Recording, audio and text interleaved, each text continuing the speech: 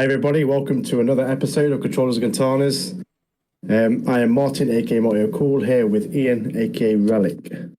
So today we have some sad news to bring to you, and Ian is going to tell us about that right now. Oh, this is one of my all-time heroes. Jack Carlson has passed away at the age of 82. Most of you won't know the name Jack Carlson, but he is the ultimate god of being arrested in Australia. For many of you who haven't seen the video, he's basically the succulent Chinese meal man, where he's getting arrested in Australia. He's like, what is the charge? A meal? A succulent Chinese meal? But everyone knows the best line from that is, and you, sir, are you waiting to receive my limp penis? But unfortunately, he's passed away at the ripe old age of 82. So it's a sad day today, guys. Sad day. So he's known for the succulent chicken, not the limp dick. So yeah, a bit of both, for it. A bit of both. Succulent Chinese meal man, isn't it? We have some other news, don't we? Ashina is getting his own episode, isn't it? That's right. Yeah, it's Ashina's Vacation, I believe it's called. I don't know what it's gonna. I'm assuming it's going on a holiday or something, but it says somewhere that it's going to theatres, but I don't know if that's obviously in America or in Japan. Likely will be in Japan, to be fair. But yeah, it's going to be a one-off special, bit of a filler thing, really, but something a little bit fun, and that's coming out next year. I think it's 2025 it's been changed to, and obviously the new season of Kaiju is also coming out next year as well, so it might even get Hoshina and then like they just drop the season like a week later or something, maybe, I don't know. But yeah, so we've not got to wait a ridiculous amount of time, like 32,000 years for a new season. I mean, with Ashina, I'd love to see his backstory, more of his backstory. I know it might come in season 2, but maybe this vacation thing might be. It might have some flashbacks to what it was like growing up, like a bit more of what it was like growing up. But yeah. So we have some other news, gaming news. If you like Fall Guys and you like Fortnite, they're in a little merger that's coming out. I think it's the next season, is it? I think this season? It's already started. Okay. I literally mentioned it to my son before we came on, and he said it's already like things on the map already there. But I believe the new season for Fortnite starts like next week, so it could follow on into the new season. But yeah, that's already started, I believe, or started to be introduced into Fortnite. And most people that play Fortnite do know that their collaborations and the things they do sort of do run pretty smooth, and they're pretty on it, really, to be honest, with stuff like that. So if you are into it, jump on it. He's already got, I think he's got some music or something from it. I don't know. He's got a few freebies from it already. So yeah, there's something there, but. Yeah, it's already started, I believe. I remember the last time I played Fortnite, they had a collaboration with Teenage Mutant Ninja Turtles. Anyway, someone got their weapons, and I was like running with my gun. Next minute, I was literally got a batter bag, a Donatello stick. Like, and I was done that. I was like, before I knew what I was doing, I was like, what's going on? I'm dead. To be fair, I rated that. That was sick. I even bought them. I bought one of the skins, to be fair, as well. Teenage Mutant Ninja Turtle skins. So, should we talk about some anime? Yeah. Let's start with Suicide Squad, episode 5. So, yeah, again, kick us off? I've not got many notes this week. This episode, again, was a bit odd, really. So the first few minutes is essentially like a map view montage of some sort of like, those sort of like games that you get that are like tabletop type games where you're sort of invading different areas and stuff. It's almost like that. But they're obviously normally animated, and the rest of the tabletop's not. But yeah, essentially, Deadshot's useless because he's run out of bullets, so they go on a side quest to find bullets. That's basically the entire episode. It just feels like a typical sort of like anime filler episode, not part of like an actual anime. However, the way that this one ended feels like it's actually going to start getting into something, because the way it ends, essentially, there's a dragon there guarding the Flag's old ship, and the ship's got loads of ammo, so obviously, naturally, Deadshot is in there looting it, getting all the ammo, trying to sort of like evade this dragon sort of thing, and Harley ends up with a baby dragon. Flag's found a walkie-talkie, and he's managed to communicate back to home, and he's basically told them to eliminate the other Suicide Squads and keep, obviously, Harley's squad doing their mission, because obviously they can control Harley's squad because their chips are obviously working properly. One of the things I don't understand is, you learn it in this episode, is Clayface, he can transform any part of his body. Why does it just transform his body in a way where the chip just falls out of his neck? Then he's just chilling, isn't he? He ain't got the chip in his neck there. I didn't really think about that, but yeah. He's just chilling then, isn't he? I did like the reference, because when the dragon attacks, Game of Thrones. Other episodes we watched, like Game of Thrones was mentioned, like, Harley Quinn says, wait a minute, isn't like Dragon Slayer meant to be at the climax of a story, like an end boss in a game? Yeah. But then Deadshot's like, someone grabbed me a huge crossbow so I could slay the dragons. I saw it on Game of Thrones. Oh, it works on Game of Thrones. I love that. Yeah, I love that. Yeah, it's still fun to watch. I'm still enjoying it. There's not much story there at all. However, like I say, the next episode is going to be some villain on villain action, which I'm really hoping they start ramping up now with some good fights, because obviously they're not meeting Isekai World enemies like goblins and trolls and elves and all that sort of stuff. They're meeting actual DC villains next, so I feel like there's a lot of fun now to come on the next episode, which will be episode 6, I believe. But I can't be sure. I'm sure we'll discuss what's happening next week. But one thing as well that made me laugh is, when the dragon was chasing them, it felt like a Scooby-Doo episode. With like the monsters chasing them and they're all running away. It was proper good, mate. I did like it, to be fair. It was proper funny. Yeah, so the episode does start with the obviously I like the bit where it's like the bombs on the neck start flashing red, and they're like, "This is it, we're done." Yeah. And then that peacekeeper's like counting down the seconds, like, yeah. And then obviously we find out it's been reset for another 72 hours. So we'll see what they can do in this 72 hours before the bomb potentially goes off again. But yeah, I think obviously realistically they're there for a mission to. I don't know what the mission is. They've got to help them out. Research, sort of yeah, they've got to help them out and stuff. And obviously they're helping the Queen, and they're doing some jobs for the Queen. So they're not sort of like, they're not being naughty, so to speak. They are doing what they're supposed to be doing, sort of thing. So I'm assuming that's why they've reset it and not just blown them to bits.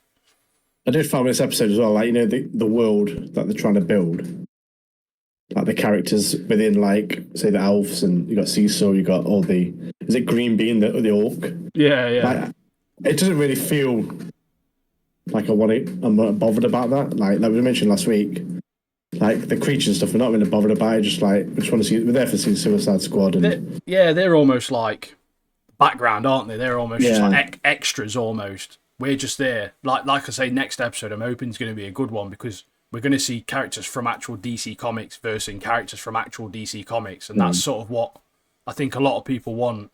So I'm hoping the next episode is more enjoyable, and there's more for me to talk about on the next episode as well. So yeah, we've had a couple of weeks of just just random minutes, just random. Yeah.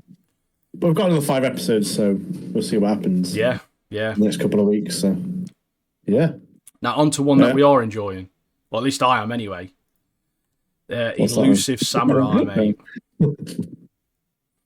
Yeah. So we're on episode 2 of Elusive Samurai, and again, I've really enjoyed this one. The first episode, I believe, has now been dubbed in English, and there's like another random dub on there, which is a completely different random language that I don't even know what the language is. Like, it was like dubbed, so I clicked on it and I was like, this is not dubbed for English, mate. Like, what is this language?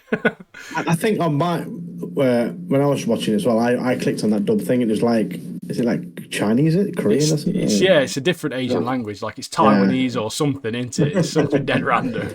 Not the English we want. No. So this episode is called The Gentle Uncle. But like we discussed, it should be called The Asswipe Uncle, shouldn't it, really? Yeah, isn't it? Because we find out his uncle is an absolute knobhead, isn't he? Like, he's a gimp. Proper gimp, mate. So straight away, obviously, from the previous episode, we found out Toyoki's brother, born of a concubine, close relationship with his brother. We find out this evil git is like looking after him and protecting him. He's been put in charge of protecting him. And literally straight away, he's like, yeah, I'll sort this. There's some guards come up. yeah, I'll sort this, don't worry about it. Stitches on him, doesn't he?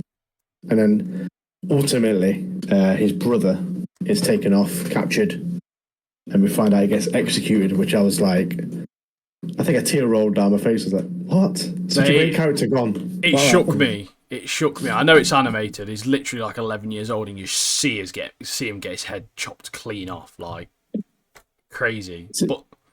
Yeah, when we hear that, because Tokiyuki goes to the village, doesn't he? And he's hiding, and some people walk past and they're like, "Oh yeah, so he'll get executed." When I heard that, I was like, "Yeah, maybe there's a chance. Maybe there's a chance." But like you say, then you see him get his head chopped up, you're like, "Yeah, it's done." Never been, mate. Never been. One of the parts I found really funny on that is the he's having that nightmare. Tokiyuki's having a nightmare, and I don't remember his name now. I can't remember his name. The priest guy. Is it Mr. Yorishigi? I think maybe. If you said it, mate, I probably still wouldn't know it. But he's like, his massive head just appears in his dream as he's saying his name, and he's also turned his shine off with his helmet. That's again, mate, because he's like tries to kiss him as well, doesn't he? He's a proper creep, mate. He's a proper creep, isn't he?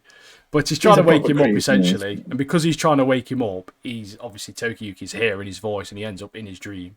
And then he wakes up and he's like, "Oh, did I wake you up with my holy shine?" or something like that. And he's like, turns his shine off with his lampshade head again. I think at one point as well, he's like lying underneath him. And then like he gets up and his like daughter's like whacking his back, or this like dust up his back because he's been rolling around the floor on him, messing around. But obviously, he is a bit creepy, isn't he? But like you say, he's a legend, mate. He's funny. He's funny, and to be fair, you learn that I didn't know if to trust him at first, to be honest, obviously because of everything else that's happened. But it does seem like he has got his best interests at heart. So I think obviously he is a character to trust, and he's a character that's probably going to be throughout the season. So. But you get this part where obviously Tokiyuki witnesses his relative being beheaded directly in front of him, like his brother being killed. And he obviously naturally has this like breakdown. He's just found out all his family are dead. His uncle's a rat. And then you just hear, "Lord Tokiyuki-sama!" And he's like, did my holy light bring you to your senses? And it's like, for fuck's sake, mate, give it a rest, man. You're blinding the poor lad. Yeah, he is funny, but he's like proper in your face, isn't he? Like, he's like full on. You're like, get out, man, come on. Full on, isn't he? But obviously, one of the things that did make me laugh as well is obviously the uncle hasn't been recognised for his betrayal, and he's there on the street, looks like he's begging or whatever, doesn't he? And he's thinking to himself, how am I going to do it? Obviously, his brother, Tokiyuki's brother, wasn't in line. He wasn't the main heir to be in charge. Tokiyuki's the main heir to be in charge. So he's thinking, oh, I need to get Tokiyuki. And he's just absolutely out of his mind on greed, isn't he? Like, he's lost his head fully, this uncle has. Absolute creep of an uncle, mate. It's called like, is it Godine or something? Godine or whatever. But yeah, this guy is literally bonkers. He's literally obsessed with reputation, money, fame. Yeah. And obviously it led to him killing his own nephew, and now he's seeking to kill his other nephew. Yeah. Outrageous, mate. Absolutely outrageous. But then we learn, obviously, the priest guy, he's got a couple of kiddos in mind to help out. So Tokiyuki's got some mates now. Got these two geezers in. Got a young kid and a girl in. The girl carries one of those like staff things round. So sick, mate. She's cool. She is. But yeah. So they've brought these two kids in now to obviously try and help aid him and protect him. And they're pretty decent with the weapons, aren't they? To be fair, for kiddos, they're actually not too bad. But the uncle is just a freak of nature, mate. Isn't he? Like proper freak of nature. Yeah. He's basically found them. He's like, "Oh, I'm so happy I found you." Blah blah blah blah blah. But obviously they've seen what he's done, haven't they? They've literally seen him, and they know it's him. So obviously they know he's full of shit. And the only issue is, mate, turns out the uncle's an absolute demon, isn't he, mate? And the kids try and do him in, and he's an absolute beast, to be fair, isn't he? Yeah, because I don't know how he finds him in the forest, but it's just mad, isn't he? He's got like I don't know. It's just a mad. Anyway, he finds him in the forest, and then Well, obviously these two. let's be totally honest, right? This Shinto priest guy, he's not really taken him very far from where everyone's died, has he? Like they're only they're literally like a 10-minute walk away from all the action. Like they're not hiding very far, are they? It's just like a homing beacon. Like, oh. It's like in the next edge. because he's a lighthead, isn't he? His holy divine lights are attracting everyone to him, mate.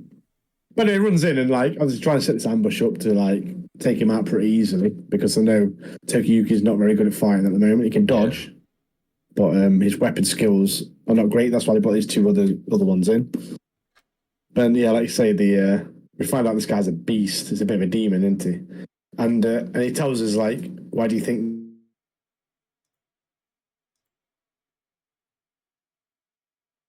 strong samurai? So yeah. He's a beast, mate. And he starts swinging his sword really fast. And well, obviously, Tokiyuki's the elusive samurai. He's got the name. And he's literally dodging everything. And it's getting more and more infuriating. I'm trying to hit him. Yeah, he can't. He's just running out of steam, isn't he? Absolutely running out of breath. And to be fair to Tokiyuki, like you say, he lives up to his name as being an elusive samurai. And he seems to be pretty good at like adapting to his situations as well. So everyone's watching him. And the Shinto priest guy's like, look, guys, just stay back a second. Just watch him. And you like, he's to be fair, Tokiyuki, sorry. If he just put his mind to training, he would be immense. He would, mate. Yeah. Like he'd be so good because he is adapting. He's like, it's reading his moves. He's so good at like just dodging and obviously reading the battle. And then you get this moment, don't you, mate? Best moment in the episode, mate. R.I.P. Uncle, mate. What a great scene that was, mate. So the two that the priest got in, they cause a distraction, and this kid.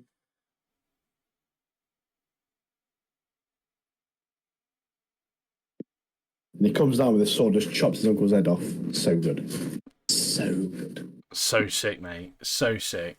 We have a flashback, don't we, to when he chops his head off, he has that moment where he has a flashback to his brother, and they're playing football, and a bond in there. Obviously, he's missing him, so all these memories come flooding back. But yeah, great episode so far. Well, great season summary so far, and yeah, looking forward to seeing more of it. Yeah, it's very good, very good. I like the animation style. It's different. It's quite different to what you see before. You see a lot of their animation of the characters is really vibrant, but then obviously the background and the scenery really sets the scene of what's happening because it's a lot darker and a lot edgier and it's a bit rough around the edges sort of thing. And it does really set sort of like, it's shown you a lot in the first episode. The first half's very bright, the scenery's bright, the buildings are bright, the grass, the trees, everything's bright. And as soon as you get that switch, it just goes a little bit darker, doesn't it? So yeah, they've done a very good job in animating this. I've really enjoyed it so far. So definitely looking for more next week, to be honest. I'm quite surprised how quite gory it is. Oh like, yeah. For saying, like, you know, when at first you're like, oh, this is nice and pretty anime, and next minute like people getting their heads chopped off all over the place. It's like, what? What's going on? Yeah, literally, like even when the uncle's like even when the uncle's head just drops off. I mean, we've seen two people get decapitated in that episode. Like in the last two episodes, we've seen someone's head get chopped off 4 times because obviously you get that little scene where the ball drops off the roof and it cuts to her head chopping off, and then there's obviously happening later on. Oh mate, there's so much blood in it. It's actually sick, to be fair, isn't it? It just took me by surprise, like you were saying last week, like when the ball drops and then the head just drops, you're like, what? Because it's like instant, you're like, oh. I was literally shocked. I jaw on the floor, like, what is happening, man? Crazy. But how many episodes is it? Is it 12 episodes this season? I don't know. I think there's maybe 8 episodes out currently. Yeah. But let's have a look now. Let's have a quick look. Elusive Samurai. Where would it tell me? I don't think there's 8 episodes out yet, actually. I think there might be less than that out. I think there's going to be 12 in total. Yeah. Yeah, 12 episodes total. And what are we on at the moment? Yeah, there's only episode 5 out. Came out on Saturday, so we'll get episode 6 this Saturday. So obviously we're a little bit behind because we picked up a little bit late, but most of the ratings are very good as well. Mostly 8, so it's I'm excited. It's good. It's a nice change. It's to add a little bit of action back to what we're watching, and I'm enjoying it. So Yeah, no, for those who are obviously looking into watching anime, obviously it's a 12-episode season, so give it a try. It's something easy. Most animes are 24 episodes each season, so this is a bit more a shorter one. So try it out. Try Kaiju and Break out. Try Windbreaker. I've got loads of them. Man. But even if you start with this, you've only got six episodes to catch up with anyway, so yeah, it's pretty easy to catch up with. So yeah, get on it. It's good. And if you love samurai stuff, Japan, it's all there for you. Yeah. All there for you. There was a bit in the episode I didn't catch it, but there's a part that came up. I think about the uncle. Like I think he was like a real person in history and stuff, and it mentioned like he went on to rule or he became like something or other. I can't remember what it said. Did you make a note? I've got it in my notes. Yeah. So obviously it's based on a true bloke. I think it's Godine, I think his name was, and apparently he becomes one of the most brutal warlords in Japanese history. But so obviously it's brown bread now, but yeah, obviously this is a dramatised and fictional version of history, but obviously I appreciate that they're using real places and almost like real names, and they're basing stuff off characters and obviously actual historical figures. It's just makes me hard, mate. I'm not even gonna lie. I love historical accuracies, mate. It's so sick. Yeah, anything to do with history, when it ties in with like a show or like a anime like here, it's so good. I love it, especially when it's done well as well. Yeah. Mainly when it's done well. And like with this character in this episode, they didn't have to tell you about that this guy's in history is like one of the brutal warlords, but they just had that little extra. Yeah. So you're like, oh, that's nice. So you get a bit more information as well to about real warlords and real samurais in real life, in history. Sick. So yeah, sick, mate. Sick as fuck. Well, that is our rating of that episode.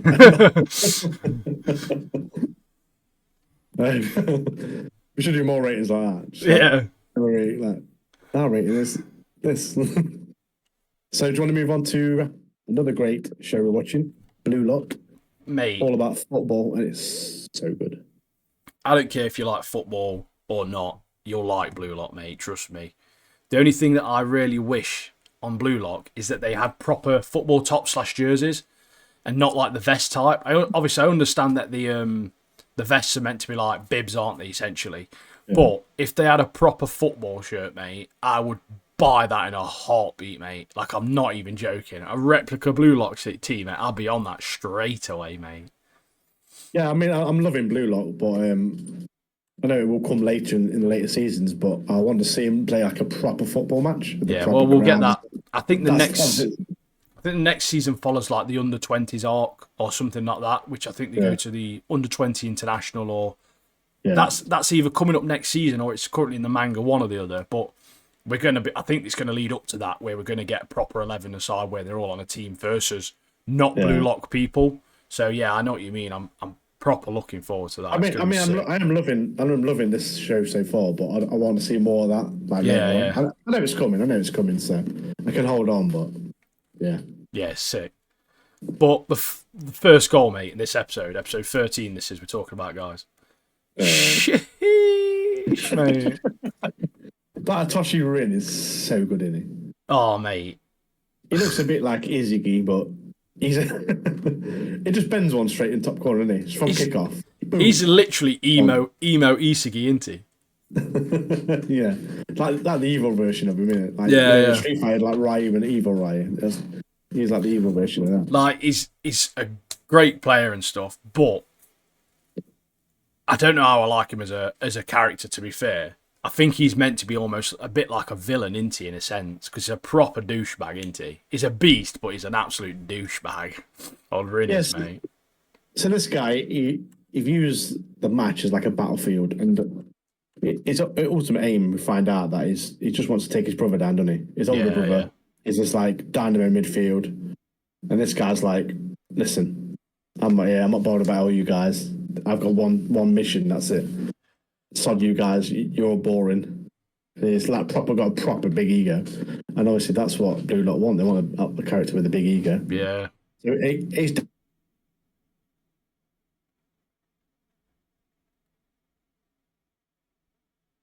character, even though it is a bit of a knob, like you say, but you got to have him in these stories to make it Got to interesting. have it, mate. Boring otherwise Yeah. if they're all mates, innit? Yeah. Also, that dude with the long ears about 11 foot tall. What a lanky git, mate. Do you know what I mean? Like, who are you to be that tall, mate? You should be playing basketball, pal. It reminds me of like I think his name is like Juby, innit? His name is Juby. I wrote it down there. Yeah, what's the other guy? It's like Tokimitsu or something, isn't it? The dead nervous whimpery guy who actually turns out to be an absolute animal, mate. He's dead strong, isn't he? And dead fast. Yeah, Tokimitsu, yeah. But this guy, Juby, it's like sort of a L'Oreal advert, isn't it? It's just like it's like flowing around. It's like, oh my god, that's not fair, but like proper camp, isn't he?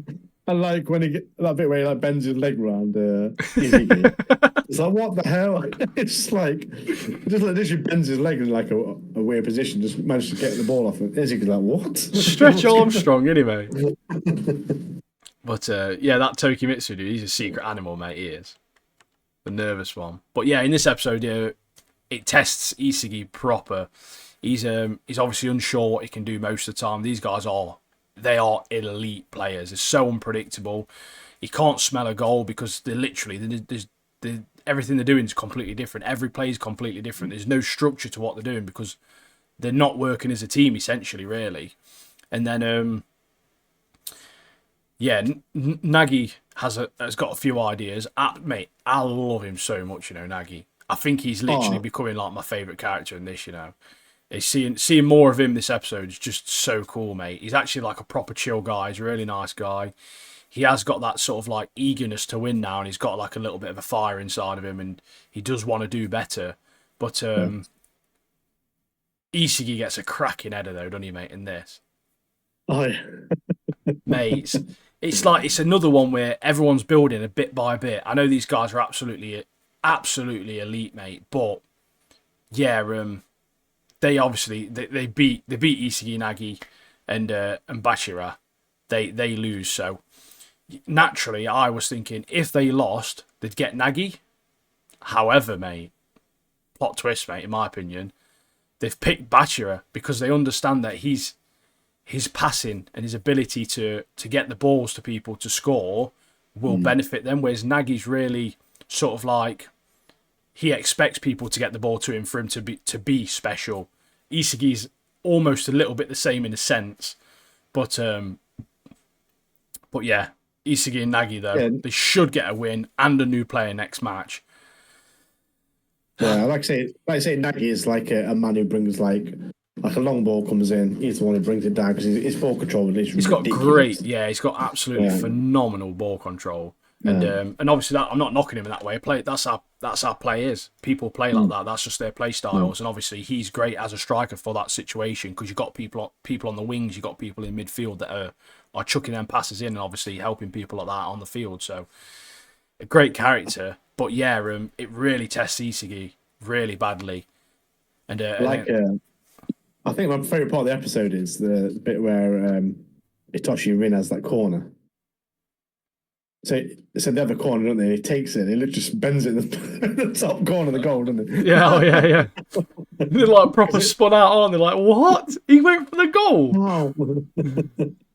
Because But Izzy, like he gets in the right position and he's like, right, if I stand here, these two attackers are not going to get anywhere past me because I'm right in the right position. Then just and then he goes mad. He's like, "Where could I have been? Because if I'd have gone further back, then it left the middle gone." He says, "Like, no, the position I was in was right. It's just they're obviously the players are just that much better. That's all it was. Obviously, you get a little back and forth with Rin and Isagi in that one as well, don't you? Where like Isagi's thinking, right, no, I can play the field, and then it all comes down to essentially Isagi's not thinking about his blind spot. So he's like, this Rin's obviously, because his IQ is so good, his football IQ is so good, obviously his play speed, play style, everything about him is just absolutely next level elite. And he's like, don't you think my eyes can't see what your eyes can see. My eyes can see exactly what you can see and more, basically. Like, Rin's just going in like, mate, you're nothing, mate. I'm so much better than you.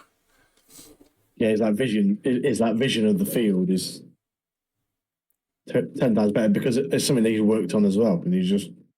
And we can see why these three people that they're facing are top three. Oh, yeah, top three. Because even the nervous guy, like, you think, oh, what's this guy doing top three? Like, even right at the beginning, he's like, like, and then all of a sudden he's like, no, I can't lose, and then he just goes mental, doesn't he? Like, he goes in beast mode fully. But yeah, obviously they've lost. Isagi's just episode 14 starts with Isagi just having a temper tantrum, basically. He's just absolute full-on crybaby mode into. Nagi's trying his hardest to slap it out of him, but Isagi's just moaning, mate. It's just absolutely so mardy. Yeah. So we have is it Baru, isn't it? Yeah. Baru enters the room. Baru. And we find out that Baru's obviously he's a really great player. Like his striking, his shots are so good. But we find out that he wasn't picked by the other team. They lost, but he wasn't picked by the team because he is he's an arrogant man, isn't he? He wants to do it all. He's very selfish on the ball. And we find out it's from his teammate, which is Nuruhara. And Nuruhara is a player that played with Izagi and earlier on in the season. So we find out that Baru wasn't picked because he scored 4 goals. But then the team came back 5 goals, so then they picked another teammate because Baru's just, like I say, he's just selfish on the ball. And he just wants to do everything himself. He wants the ball passed to him all the time. Yeah. He doesn't bother about anyone else. So, yeah. So we have this Izzy and Nagy are a bit of a chill time, aren't they? And discuss, because they got the lack of a playmaker, they decided whether to, they're in breakfast, aren't they? They're like, yeah, who should we pick? Should we pick a weak team? Because if we pick a weak team, then we'll have a weak player. So they need to decide who to pick. So they're mates again now, basically, aren't they? They thought they was going to jump straight into it, didn't they? They wanted to just go ahead straight away, get straight back into it, keep the momentum going, and try and obviously get a win and get a play straight away. But turns out you have to wait 24 hours, so you got a full day to wait. So they're just chilling out, trying to plan some stuff out. It's a full on like put your heads together type thing into it, where they obviously know they need a great passer to facilitate. Obviously having Bachiragon, obviously he was a phenomenal, obviously ball handler and passer. So, but that Arahaya or whatever his name, Arahia, mate, he's diabolical, mate. He was diabolical. You know the other guys with Barrow. I can't remember his name. I think it's something like Arahia or something. I can't remember. Is it Naruhara? Narahara, that's it. Narahara, that's it. Yeah. He's trying to get inside Isagi's head, isn't he? He thinks he's on the same level as Isagi, mate. He don't even know, mate. But Isagi's letting it get to him, mate. Letting it get to him. They've used the puzzle pieces again, and I absolutely love it when they use that puzzle piece animation. Oh yeah, it's so good. It's so good. And obviously Nagi's learned what he's good at too on this one. Just love him, mate. He's so sick. He's so sick, bro, isn't he? Yeah, I love him. Yeah, like he just keeps getting better and better, doesn't he, Nagy? Yeah. Obviously, at first when Nagy first came into.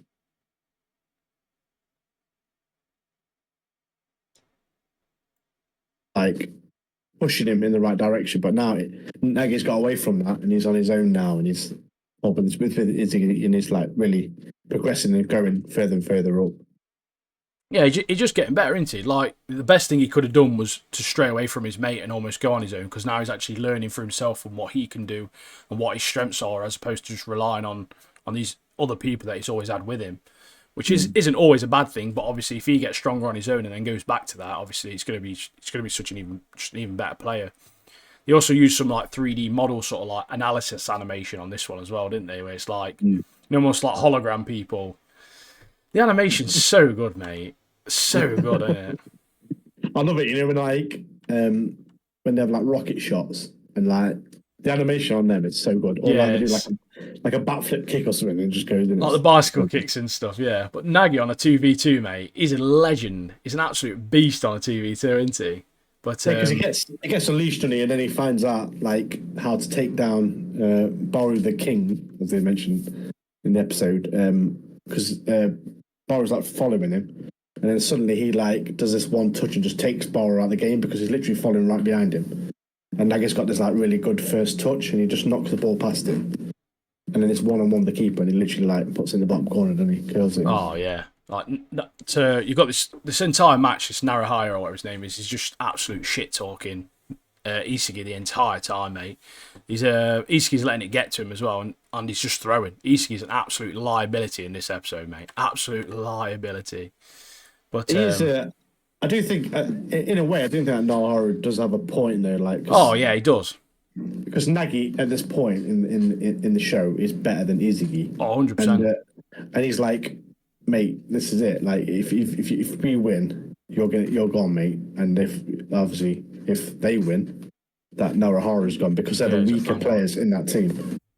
So they need to. This is really getting to Izzy because he knows Nagy's far better, and he wants to partake and do his part as well.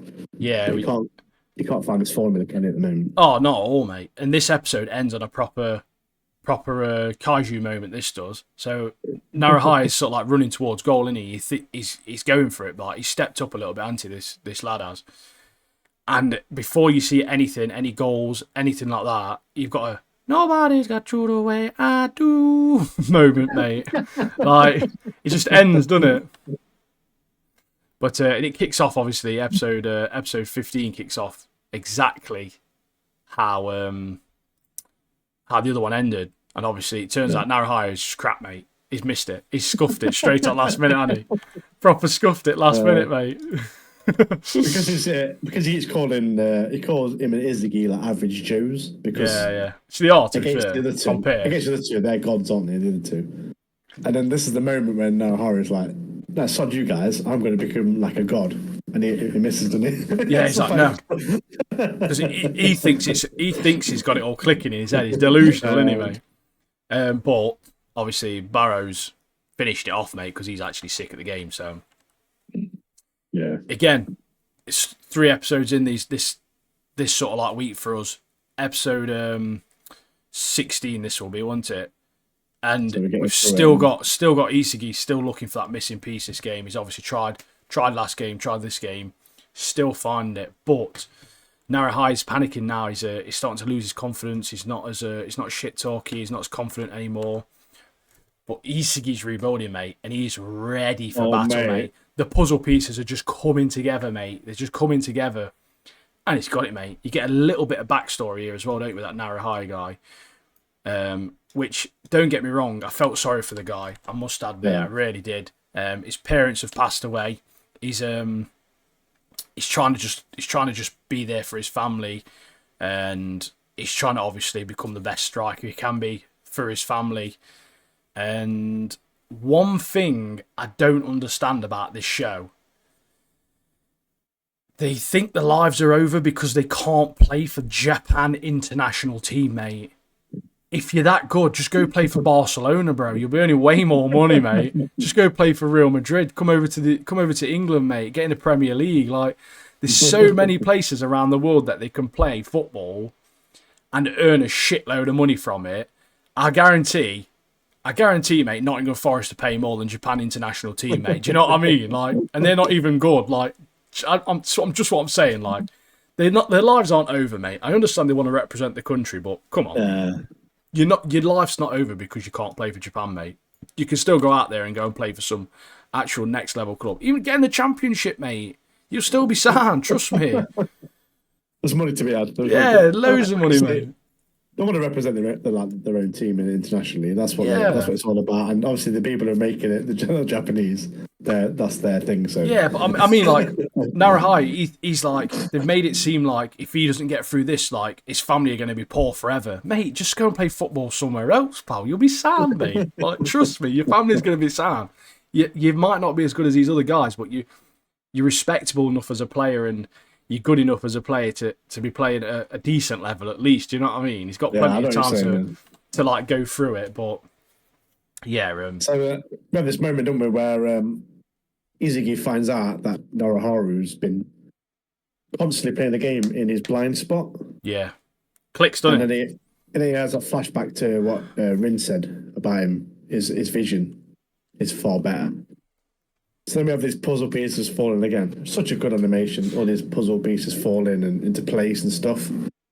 And then it's kind of like Izuki, like he destroys his old self and becomes this new bloke, like this new man. It breaks down everything he knows You to see his rebuild head, it all like- back up again. Yeah, Yeah, you see his head like disintegrating. Oh, so good. I'm a sucker for that animation and puzzle pieces. I am. Although It's like the puzzle pieces are falling off his head, aren't they? His head, like. another criticism I've got for this, mate. I love it so much, and I find it so funny that Izuki has only just found out that he can simply just look around. Like your blind spot, mate. Just turn around, turn your head like that, pal. Like you're done, mate. Oh, he's there. I'll move over there, innit? That's his entire thing. He's figured out he can turn his head, mate. But then Noroharu realizes that Izuki has took his ability.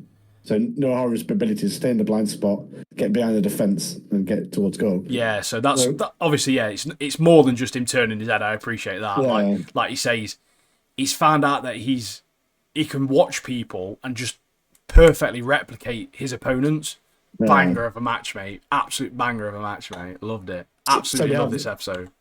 So we have this. So he has that ability now, and then he has obviously his original ability where he can get in front of goal and score, and his shots are really good.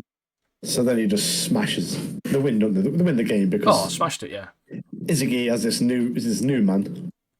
He's got through the defense and just smashed a goal in.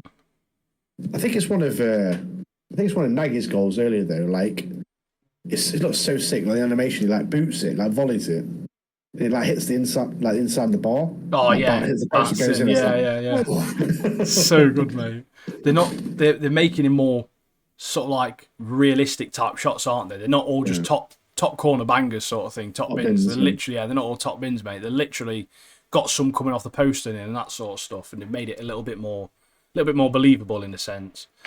But I do find in this show though, like there's not hardly any tap-ins. It's just like rocket. It's full on rockets, mate, isn't it? Which I like. I prefer rockets to like tap-ins and stuff. Yeah, It looks so much better. But I think there's maybe like been one or two tap-ins, haven't they, where it's got the end of someone's toe or something. But even then, it's still got a swift 98 miles per hour, mate. Like, do you know what I mean? Like on a toe punt or something. My prediction is, I think they're going to get Kurogami and Chigiri next match, mate. What do you reckon? yeah, because at the end of this episode, Because we see him, don't we? Rio. Yeah. They team with Rio, don't they? Because they're like annoyed that they didn't get picked by their teammates. Oh yeah, they picked Borrow, by the way. Obviously, we didn't mention that. However, I kind of thought they was going to pick Naruhaya because it was on about like, oh, we need this passer, blah blah blah. But I'm wondering if maybe in Izuki's head he's thinking, well, I can replicate what he's doing now, so I can be the passer, so I can get into that position now. I can play that role as opposed to obviously the up front role and reading the field. So maybe we'll get that a little bit. Yeah. I'm loving this show though. It's so good, mate. It's so sick. Is the film out? Is the film out now? Or is it? I think it came out a few months ago, to be fair. Blue Lock. So if we can, when we finish this season 1, we could probably watch the film and like give a review on that as well. We'll go through that for people who are watching and listening. That'd be awesome. Blue Lock the movie is called Episode Nagi. It's 1 hour and 32 minutes long. Also, that'll be all about Nagi then, like a bit of a side. Let's have a quick look here. Oh, is it a Nagi backstory, bro? Seishiro Nagi before he enters the titular Blue Lock facility. Oh, that's sick, guys. But that sounds dope, mate. That does. I'm up for that. Yeah, I'll be ready for that, we'll be discussing that if it's out. We'll 100% be discussing that if it's out, mate. We've literally just took the last 10 minutes saying that Nagi is awesome. It's sick, and then we just found that out, mate. Yes, bro. Bring it on. All right. Should we go on to a few shows? Yeah, that's all for anime this week. I've got a question for you though before we start the shows. So I've got a scenario for you. You're sitting down. You've had a hard day at work. You're sitting down.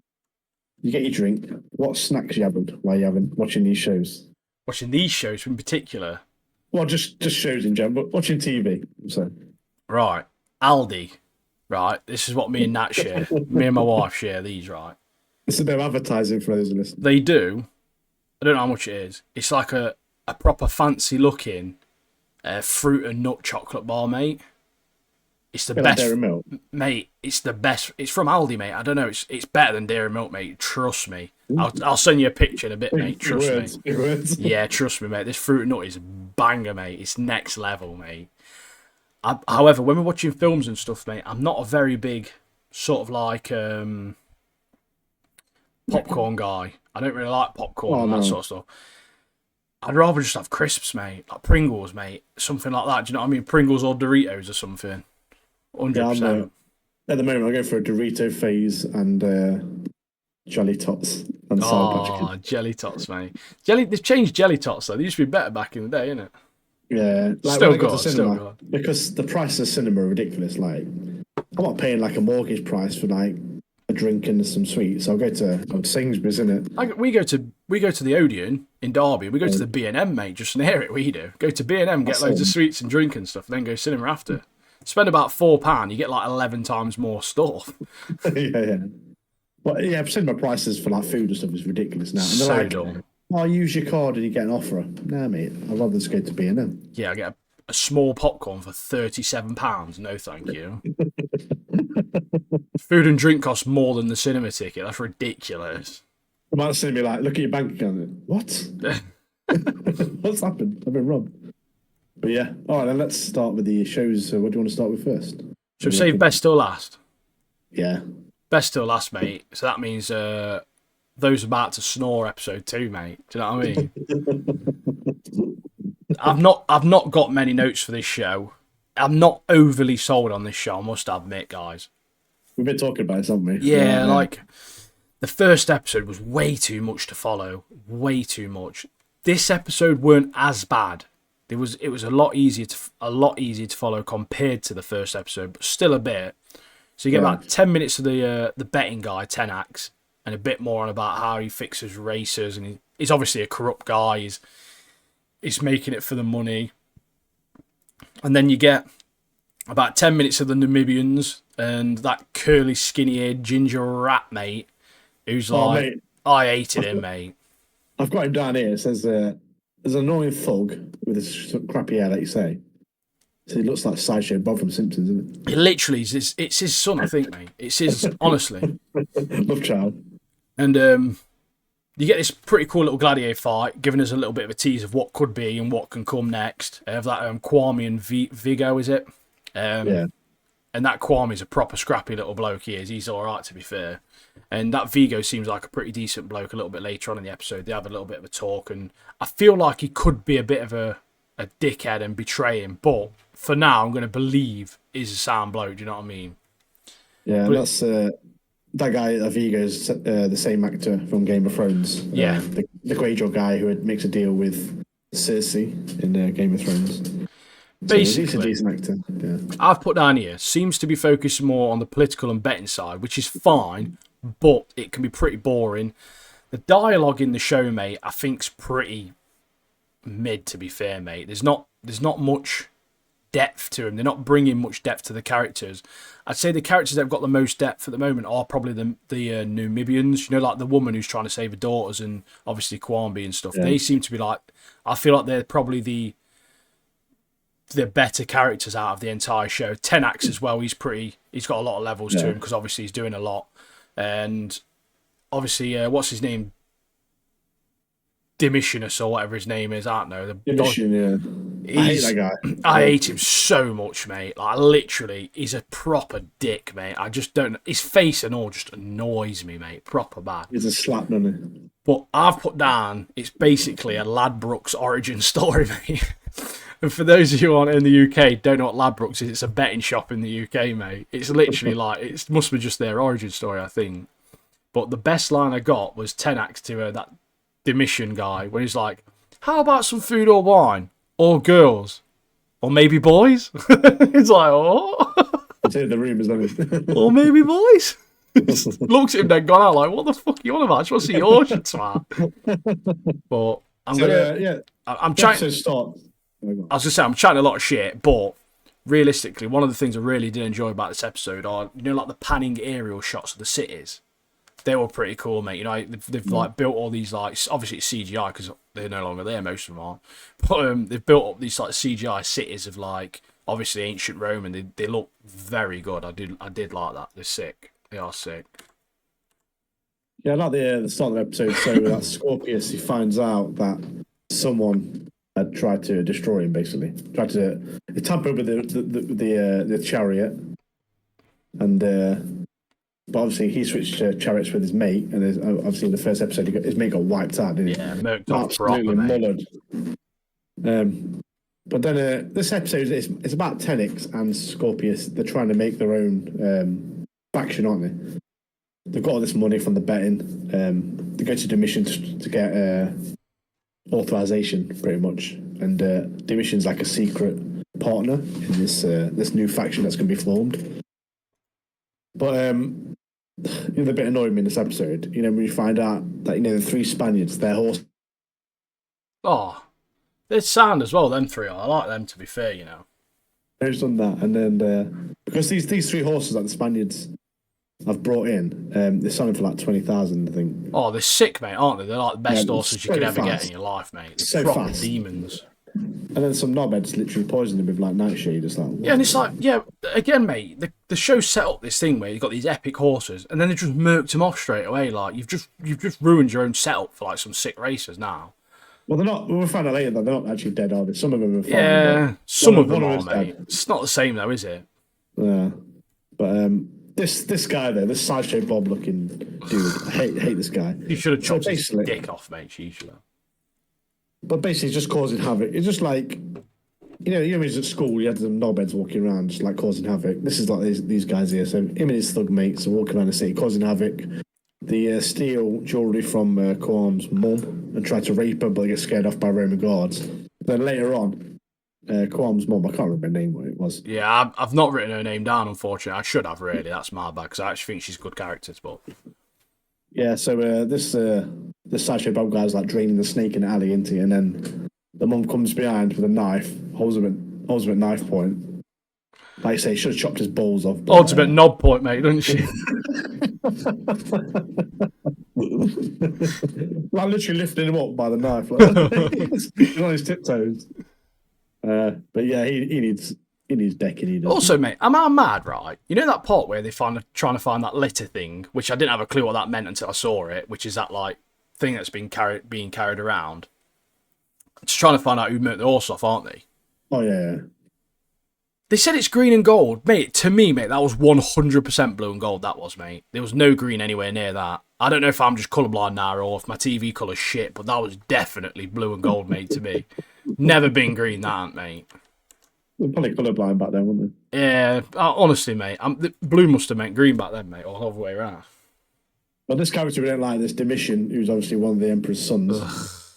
Is it all like he thinks he's it? He actually gets denied by his father to be the heir. And we find out that Titus, the soldier, will succeed him. Yeah, but it's that bit as well. It's with that Judean woman, his bird. Yeah, his lady friend. Like he hugs her, doesn't he? And then she like smiles. So she's up to something dodgy. Well, she's the one that murked the horses off, isn't she? No, oh no, no, she bought the slave, didn't she? She bought the daughter of that Namibian woman, I think, didn't she? Was she the Judean woman? No. It wasn't her. It was the the blue faction. Oh yeah, sorry. It's the woman who actually killed the horses off and brought the Judean woman's daughter. Green and gold, mate. She's part of the blue faction, bro. It's definitely blue, mate. Do you know what I mean? You know what I'm saying, bro? But yeah, so I'm assuming Tanix knows about this. I don't know what her name is. It's like Capernaum or something. Mate, I've retained like 3 names. That's it. I can remember 4 people in this entire show's name. You know, we're watching so many shows for the podcast. There's too many names, isn't there? I'd rather remember names like Nagy and stuff like that. It's not that it's too many names, I don't think. I think it's that you don't get introduced enough to the characters to know the names on this show in particular. A little bit is like that on House of Dragons as well, because there's a lot of characters, but you sort of pick up the main characters like Hugh, Ulf, that sort of thing, Damon, you pick them up easy. But on this show, mate, because there's so many people sort of getting introduced, and it's like their scene will last a minute, and then it'll cut to a different bit, and then it'll cut to a different bit, and then it'll cut to a different bit. It's like, it's just hard to follow sometimes, isn't it? Yeah. We do get introduced to that massive guy, don't we? That Flamo. Oh, yeah. It's like basically like the Mountain, but with the bald head. What's his name? Is his name Martin Fjord or something? The bloke who plays him. Martin Fjord. He's like a bodybuilder, isn't he? Martin Ford, I think his name is. He's British, I think, I think he's a British bodybuilder. Yeah, it is Martin Ford. Bro's this guy, massive, mate. This guy is like another gladiator in this crew, and he's massive. He's got like a big tattoo on his neck. He's got like a massive bandage on his arm for some reason.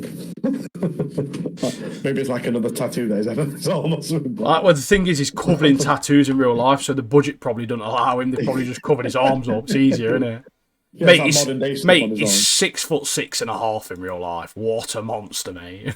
So maybe in real life he's got like some tattoos of anime on his arm, so that's covered. Yeah. Like a glove thing. He's got Nagy on his arm, mate, hasn't he? But yeah, so at the end of the episode we have that Vigo and it's Quam, isn't it? Kwame, yeah. So these are talking, and Vigo wants to be the biggest guy there, so he wants a plan to take out that Flamo guy. Yeah. So he asks for Kwame's help. He's heard this rumor basically where he's saying that if you perform well enough, that the crowd give you an option for the wooden sword, which makes it so you can go free. Now I don't know if he's just saying this to obviously get Kwame to believe it, or if he actually believes it himself. But it's likely not true, to be fair. But yeah, I'm not sure of his intentions or anything. But the ending to this episode was the best part of this show so far, in my opinion, just because I'm interested to see the gladiator part of things. So I'm hoping that we actually get to see that side of it a little bit more now, and start introducing less of the betting side. Keep that in. I understand that you want to build the world building of it. That's fine, but it's a Rome show, mate. There's got to be loads of scrapping. Do you know what I mean? So yeah. That's the wooden sword. That is actually a thing. Obviously, it's in Gladiator. Oh yeah, I know, but I mean, I don't know if he actually believes that, or because obviously I know it is a real thing. But you think about back in them days, mate. Do they actually believe it? Have they seen it happen? Do you know what I mean? Do they know that's a thing that could happen, or have they just heard that? Is it a rumor that's been going around? So sometimes you don't know whether people actually believe that, or they're just chatting shit. Do you know what I'm saying? I'm not 100% sure. I trust that Vigo guy. Well, in this episode, I think they should. In this season, I think they should start wiping some people out, just so we don't have to remember the names. Literally, start murk off at least. You could probably murk off 60% of the people in the show, mate, and it's be a better show, to be fair.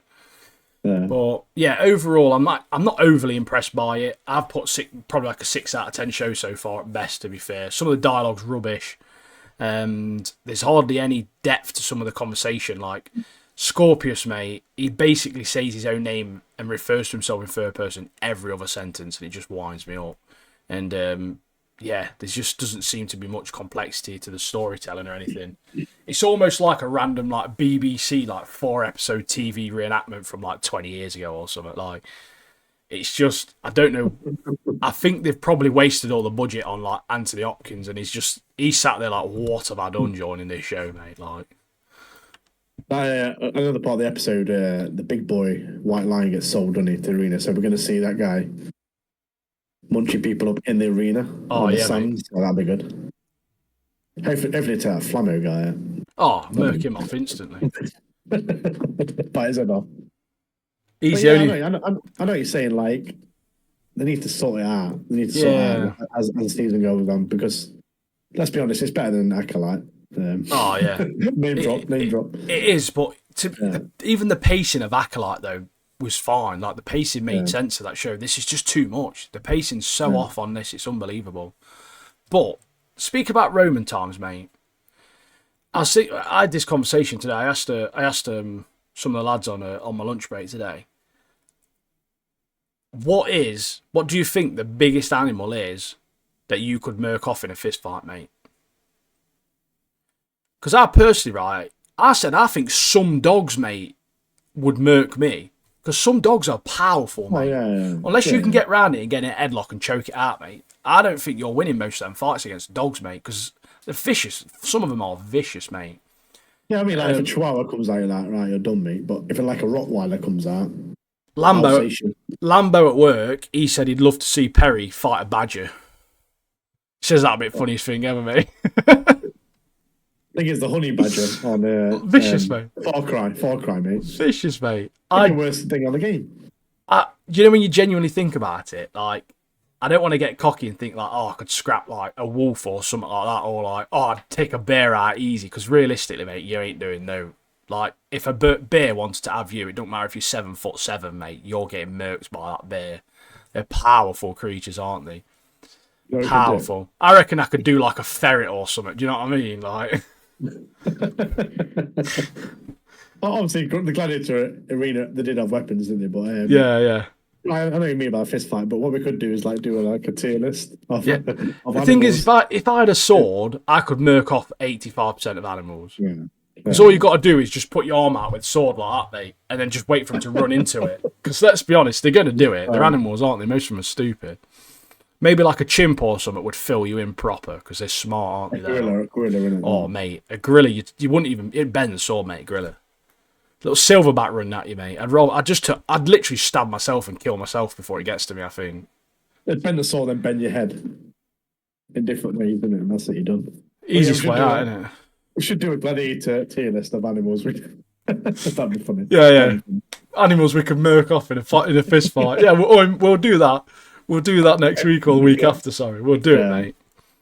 Yeah. So next week we're going to do a tier list. Actually, no. When we come to an end of this show, we'll do it. That'll be our ending. We won't do a tier list of characters because we hate all of them, mate. We'll literally just do a tier list of who can murk off in a fist fight, mate. Animals. Well, at the end of this episode, or end of the we'll do it at the end of the season, innit? Oh yeah, end of season. Yeah. But next week we are doing a tier list. Something to look forward to. We're doing House of Dragon season 2. So we're going to go through all the characters, including dragons. I think every dragon's got to be like at least S tier. Do you know what I mean? The thing is, like some of the dragons are not really in it. Like Cyrax and Caraxes or whatever, they're not in it. Like Vhagar, mate. Vhagar, yes. I absolutely ate Aemond, mate. But Vhagar's an absolute animal, mate. You hate Aemond because he's a good character. Because he's got a long head, hasn't he? Yeah, it's a good buddy. It's almost like Homelander, isn't it? It's like he's got to be an S tier, but you hate him. Like if he was real, mate, you'd hate him so much. Speaking of House of Dragons, I think we get on it, mate. Yeah, I'm just loading the notes. Season finale. The actor that they chose for Lannister in this show, mate, legit looks like he could be related to Jaime Lannister. Like, he literally looks like Jaime Lannister is a distant relative of his. They've done such a good job of casting him. He looks so much like a Lannister. It's unbelievable, mate. It's absolutely unbelievable. So we have this. So this episode starts with the one you mentioned, Tywin Lannister. Tywin, yeah.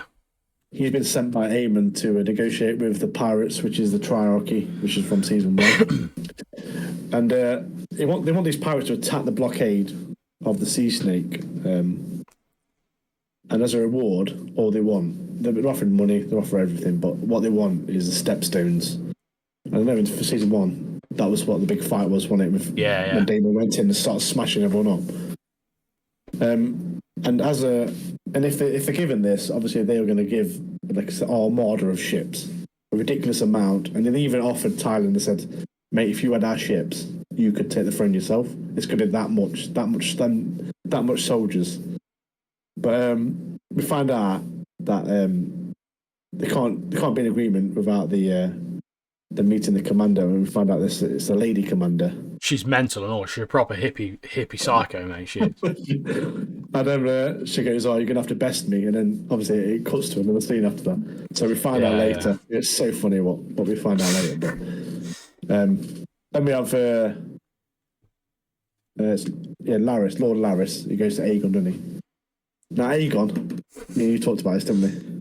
Two-Face Aegon, mate. Aegon looks like when you shave your balls and the battery on your razor runs out halfway through. He literally does like that, doesn't he? He's literally a half-shaven ball bag, mate. Like, he's proper gross, isn't he? I must admit, though, he has healed quite well. There's no redness there at all. So I think Two-Face would be very jealous, mate, of how well he's healed. Yeah, so what's your secret? Oh, him saying his cock is destroyed. Burnt like a sausage on a stick, proper made me laugh out loud, mate. I was pissing myself when he said that. But cock is destroyed, it's burnt like a sausage on a stick. Like he's having a really bad time. He's really like, Lord Laris is like, yeah, keep your hopes up, things are going to get better. And it's like, no, it's not going to get better. My knob's gone, basically. And I haven't got a dick, mate. What do you mean? Are you taking the piss out of me? So we find out that Lord Laris gives Robs the lowdown to Aegon, who's lying in bed relaxing, and we find out that Aemon, because he's found out about Rhaenyra's new dragons, that he's just gone mad. Oh yeah, he's took Vaegon. He's literally burnt Sharp Point to the ground, and you see in the episode, he's literally standing there and on his dragon, watching it on fire, and it's just burning. People are burning to death. It's burnt this town to a crisp, and obviously it won't stop there. Barbaric, mate. Mad at me. It's like a little baby, like a little spoiled kid. Yeah, he is, mate. His own way, so he's got had a tantrum. He hates it, doesn't he? Because he's been bullied all his life, mate, and he for having a long head, mate. You know what I mean? Yeah. You love his long head, Oof, mate. Speaking of heads, Ulf's got biggest head in the show now. He's been winding me up, sat with his feet up on the table like he owns a castle. I think he's going to be an absolute problem for them. I genuinely don't think he's gonna do well. I think, in my opinion, they need to just murk him off now, mate. They need to just behead him and find someone new, because he's going to be more trouble than he's worth. He did give Jace a hug though to say sorry, which I thought was quite nice. Do you know what I mean?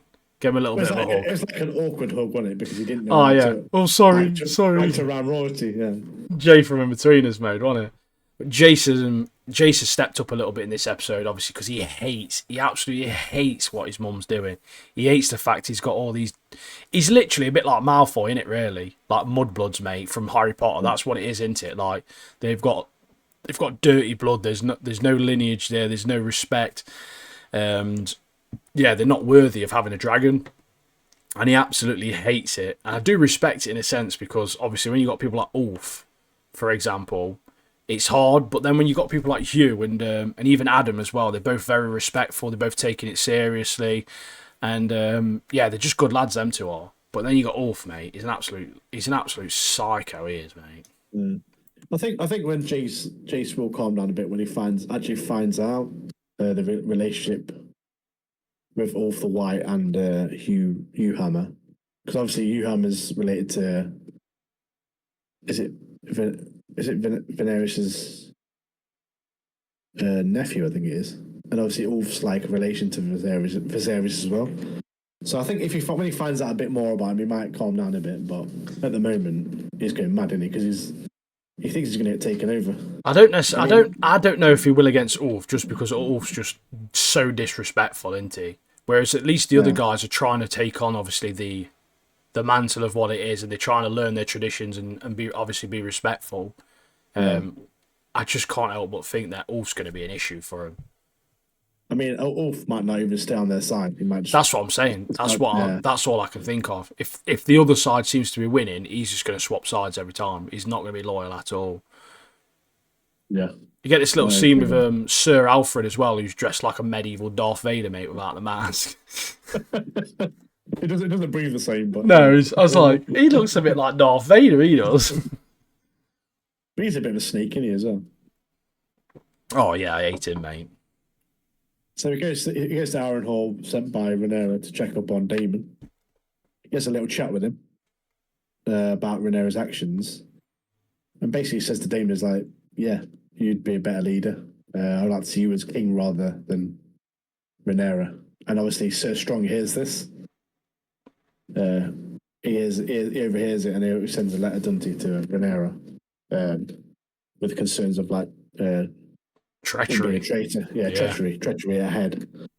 So I like this other bit as well. With it's a Christian. It literally his mind's gone, and after seeing that stuff at Rook's Rest and the power of the dragons, he's like, He's got we're, He's got PTSD, hasn't he? He's got full on PTSD, mate. Like, he genuinely, he's like, what's the point? Like, us humans, like, us mere man, we're useless. Like, genuinely useless. There's no point in us being here.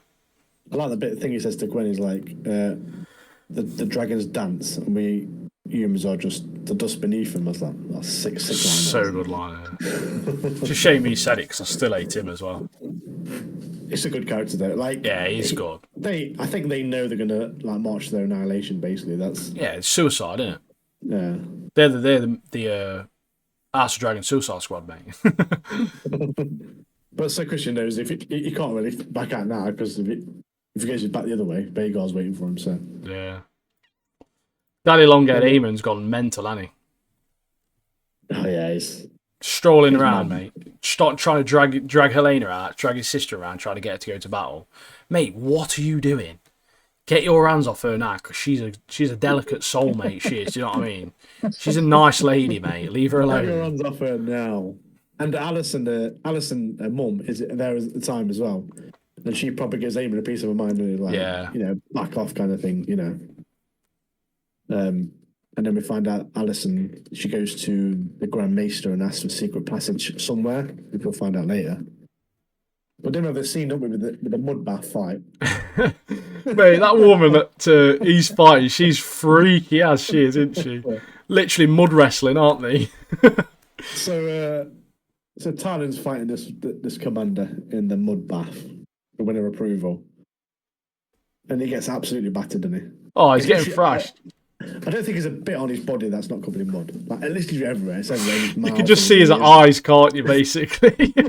It looks like the final scene of Predator, where he's like, it waffles all mud on his face to hide from the Predator. It looks like that. But anyway, to hide the heat from his body. He ends up getting a good hit on her and smashes her up, doesn't he? Yeah. And now she's impressed by this. And then we flip to the bit where they're on a meal after. Yeah, they're all washed up now, aren't they? Good as new. Celebration, yeah. And he sings this terrible song. Everyone seems to be falling asleep on. And then this next bit is brilliant. So the lady commander, she's like really impressed with Tyler. She's like, "Yeah, you're top." I like him. He's all right. Yeah, she goes, "I wish to have children by him." Basically, I want to have children with you. And he's like, "What?" And she goes, he's dead hesitant, isn't he? Because he's like, "I don't like you, basically. I don't find you very attractive, love." And then he goes, "I want you to shag my wives." That's what she says. And then rather than like Tyler say anything else, like, "How many wives do you have?" straight in, mate, full on. In his head, he's like, "Challenge accepted."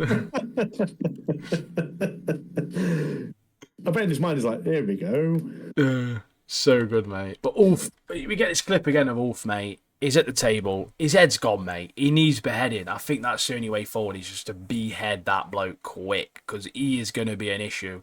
He's got no respect to the dinner table for any of them. And you've got, obviously, Hugh and Adam there as well. They've got, obviously, being very respectful, like I've mentioned. Being very good, very serious. They want to do the right thing. They want to get her to be queen, because she is the rightful queen. And then she obviously... Is it this scene where she basically gets the raven, doesn't she? And then she asks Adam to go with her. Yeah, so it's before that scene that she tells the base of the new plan is they're going to in the attack. They're going to send all these new dragon riders to all the different strongholds and basically just make them submit. And obviously Baylor, Hugh Hammer, and Adam of Hull, they're all like, "What you want us to kill innocents?" Yeah, they're like, that's what war is, isn't it? This is war, mate. So they reluctantly agree, and then we have this letter, like you said. So I'll let you carry on. Yeah. So they get this letter, and then it's the letter about Damon and obviously what's happening there, and she needs to go and see him. It's the only way she can do it. She's got to go and see Damon, and she asks for obviously Adam's assistance to go there. But then it obviously cuts to Damon, and we get this little scene, don't we, where he has to touch the tree. I can't remember what the tree's called, but he's with that witchy woman. You know her name. What's her name? Yeah. And yeah, she has to touch the tree, and it's oozing black into it, and then he starts seeing the future. He sees one of obviously the three-eyed raven. He sees the Night King and obviously the White Walkers. He sees Daenerys Targaryen with the dragons, and then he sees himself drowning as well. So obviously, he's seen his own death. Yeah, he's in for it. Do you know what I mean? He's not having a good time. But that little part where you saw the three-eyed raven, and you saw obviously the White Walkers and Daenerys, mate. Oh my god, mate. That was such a good scene, purely because people that are massive fans of Game of Thrones, mate. It was obviously just him seeing what's happening within Game of Thrones and what's going to happen in the future, obviously, on Game of Thrones. And it was such a good nod towards that. And then obviously you get this other part where you got Helena goes back to her, and she's like Brynn, isn't she, almost, from Game of Thrones. She's like a bit of a sage, clairvoyant or something, and she seems to be able to see things. She's in the vision. That she's there, yeah. So at the end, and then you see her looking off the balcony, like she's obviously she's obviously seen the same stuff. She's seen it as well, and she's obviously communicating. And yeah, it's I think they've got big plans for her. So I'm hoping. I feel like she might change. I think she might help Rhaenyra and Daemon out. To be honest with you, because she is a nice. Like a good, she seems like a good person, like a good character, but we've not read the books, mate, so I don't know.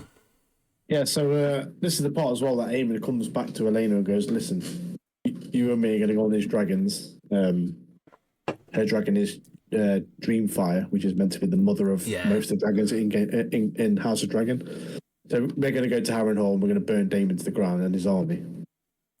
And obviously, Elena goes. And if I refuse, will you burn me like you did Aegon? And obviously that stuns Aemon. It's like, what? Yeah. And then Elena literally like spills the beans and says, I saw it all. Yeah. So she says Aegon will sit again on a wooden throne. So it might be a wheelchair maybe, or a throne. Wheelchair like Brynn, mate.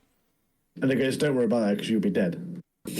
And he goes, you'll be swallowed by the God's Eye, which is the river out near the tree. It's the river. It's the lake or the river near there. So he's done, mate. He's murked off, mate. R.I.P. And then Aemon's like, well, what if I kill you? Like, what if I kill you? And then she goes, it doesn't matter because you're still. Nothing's going to change. I've seen what's happened. Nothing's going to change the future. I know what's going to happen. Whether I'm here or not, it's going to happen. Like, it's fate is fate. It's set in stone, sort of thing. And then we get this scene. As well, I do like Elena. I do like Elena's character. I like her, mate. I can't wait to see more of her. To be honest, I like what they've done now. Like we know now she's got all this. Obviously, the ability like Brynn, and she can see it. It's the three-eyed raven, isn't it? Essentially, so she can see all of this stuff and see the future, and it's added a depth to it now that I'm really interested in seeing more of her because obviously she's going to know a lot now. She's going to be quite pivotal, I think, in the story now. So. I don't know if I've not seen it in the show. I think it has been shown, but Elena actually has these like dragon dreams, which are these things. But then she like writes them on the wall, and I think it does show it kind of in some of the episodes. Oh, like you can see it in the background, writing on the walls and stuff like that. Yeah, and that's her. Like she's getting these visions, she's just writing it on the wall. She's a bit tapped, but yeah, as you would be if you'd seen the future and seen everyone die and stuff like that. It's got to be a bit mad, hasn't it? She didn't know what reality is. She's like, what? Yeah. Like, where am I? When Rhaenyra goes to see Daemon, mate, I know I mentioned it in one of the other episodes when she sees Adam on the beach. Her dragon is one of the most loyal ones out all these dragons, mate. Literally follows her everywhere, doesn't it? Like, when she's moving, that dragon's moving, mate. That dragon is smart. It's a good dragon, that. Such a good dragon. What I liked about this scene as well is that when the dragon comes in, and there's a Cyrax and Cyrax and Adam on Sea Smoke. Yeah. Araxis, which is Daemon's dragon, like says like hello to it, and he's like, oh, it's like hello, like a nod. Like, it's just like, oh, bro. Oh, Sea Smoke. I wonder where you've gone, mate. Yeah. You all right? Yeah. Like he's been stuck there for ages at Harrenhal with Damon Oh, and he's so bored, isn't he? Like, do you want to go out and play? Do you go find some sheep together or something? Yeah, he just sees him coming in. He's like, yeah, nice. But obviously, you get this part where Rhaenyra comes up, sees Daemon, and they have like a bit of a chat, don't they? And Rhaenyra is basically saying, "Look, mate, you need to fucking sort yourself out now." Like proper telling him what's what, being the boss, really. Because she goes, who are you loyal to? Yeah. Oh, Daemon's And bent the knee, hasn't he? Yeah, Damon's had obviously seen his visions, and he's literally just done a full turn, hasn't he? He's not bothered about being king anymore. He's literally done his full turn. Yeah, I think it's because he's seen his own death and all this stuff. Yeah. But is it a ploy though? Do you think he has? I think he has, but at the same time, it's hard to to trust him a little bit, isn't it? You know, I think I've looked into this a bit, and I think because he's seen the Night King, the winter's coming. Basically, that's what he says. Winter's coming, and he thinks it's going to become sooner than he thinks. Yeah, so he's just like, it's like in 100 years or whatever, isn't it? Yeah, but he's thinking, he don't know, does it? He needs to unite the realm with Rhaenyra. Our fight is no longer against man; it is against monster, sort of thing. Yeah, yeah. But so he needs to get his realm reunited, and he goes, the true queen is Rhaenyra, so he literally bows to her. Some mighty roars in Harrenhal, mate. Do you know what I mean? Mighty roars. When she gets there, that army is ridiculous, isn't it? It's sick. All them Riverland people, mate, is sick. It's so sick, mate. Also, mate. It says, oh yeah. Oh no, go on. If you're talking about this scene, still go on. No, I'm just going to say, like on the internet, people are saying this is a trailer for the next season. Oh yeah. So you get obviously Alan spitting facts against Corlys, obviously because he's a shit dad, isn't he? Saying like, look, you've only spoke to me and Adam because your kids are dead. Like you didn't want anything to do with us until both your kids died. Like, which is true, isn't it? Like, what gives him, doesn't he? Yeah. He's fuming, and it's rightfully so as well. He's like, I don't mind doing this stuff, but I'm not your son. Like you're not my dad, mate. Like I don't care if I biologically you are, but you don't. You walked past us when we were starving, like eating with your family, and yeah, I can understand for them. It's obviously a really rough upbringing, and obviously seeing your dad, especially because he knows he was their dad as well, not saying anything to them, and shit dad, mate, shit dad. Yeah. And we find out that Sea Snake or Corlys has actually it's changed his name of the boat, hasn't he? His ship. Yeah. From the Sea Snake to the Queen That Never Was. The Queen That Never Was. Yeah, that's after his missus, isn't it? Not to his wife, isn't it? His dead wife. What a legend she was. She was sick, wasn't she? She's definitely so up there on the tier list for me. But the utter distrust I have, mate, of everyone other than Rhaenyra, basically, in this show is unbelievable, mate. I proper don't trust anyone I don't in this, mate. To be fair, I trust you. You's a legend. I trust Adam. Adam's sick. I trust Helena as well. I think she's going to be good. But other than that, mate, everyone else is a bit dodgy, aren't they? I think Baylor. I do like Baylor. Although Baylor, Baylor, yeah. She doesn't do much, but she's loyal. Very loyal, yeah. Jace, to be fair. Yeah, Jace is alright. Yeah, I want to see him in like more like dragon battles. Yeah, see what he can actually do. But I think that's why he's annoyed a little bit as well, though, isn't he? Because she not let him. So because he's like the heir, isn't he? Yeah, we have the scene at the end, don't we, where Alicent meets she goes to visit Rhaenyra. Yeah, and basically it's like I'm done with it. It's stupid now. Yeah, it's gone past it. Yeah, I mean it's a little too late, but she tries to. She says when Aemon goes with Vhagar to Harrenhal, you come to King's Landing and take it scot-free, take the throne. The guards will lay down their arms, you just walk in, take the throne. And then she goes, and what about Aegon?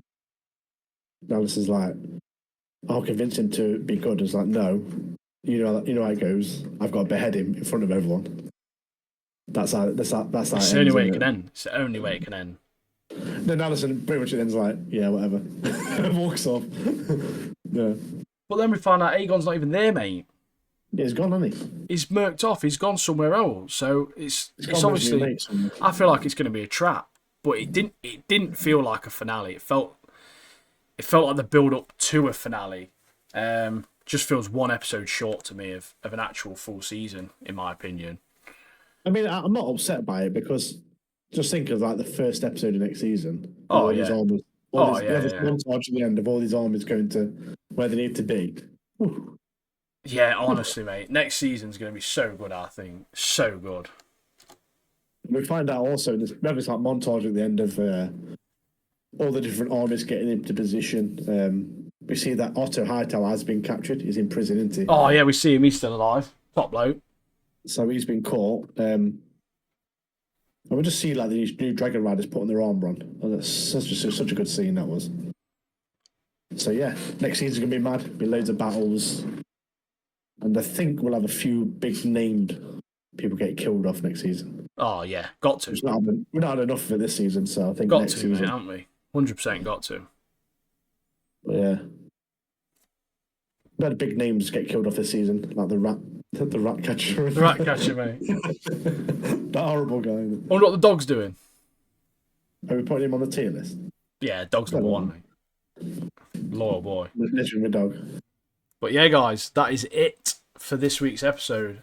As always, Discord, TikTok, YouTube, Instagram, getting them all. Every single one of them now, mate.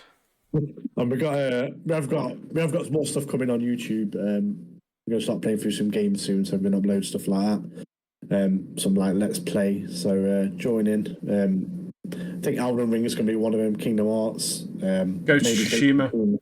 Yeah. So yeah, we've got loads more coming. So yeah, please join the Discord.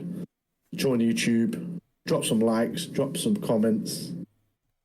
Not too many insults, but nice encouraging comments will do. Yeah.